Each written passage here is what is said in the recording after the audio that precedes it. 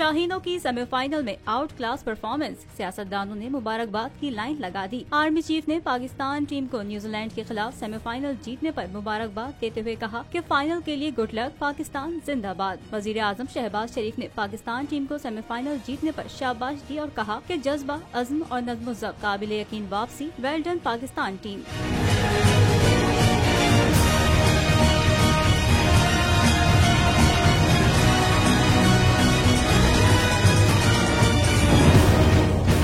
Chairman Pakistan Tehreek Insaf Imran Khan ने भी बाबर आजम की कारकर्दगी को सराहा और कौमी टीम को मुबारकबाद दी।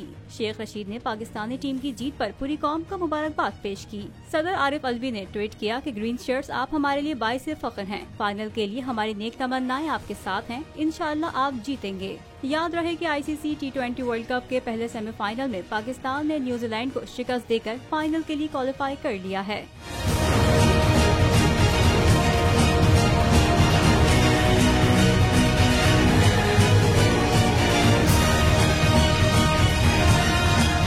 मुझे एक दिन जाने से पहले पता चल गया था मुझे मारने का। PTI का हकीकी आज़ादी मार्च सिर्फ बोल दिखा रहा है। 24 घंटे हकीकी आज़ादी मार्च। इमरान खान के कंटेनर के करीब फायरिंग का वाकया पेश आया है। सबसे ज्यादा रील्स और सबसे ज्यादा रेटिंग्स के साथ बोल रहा नंबर 1।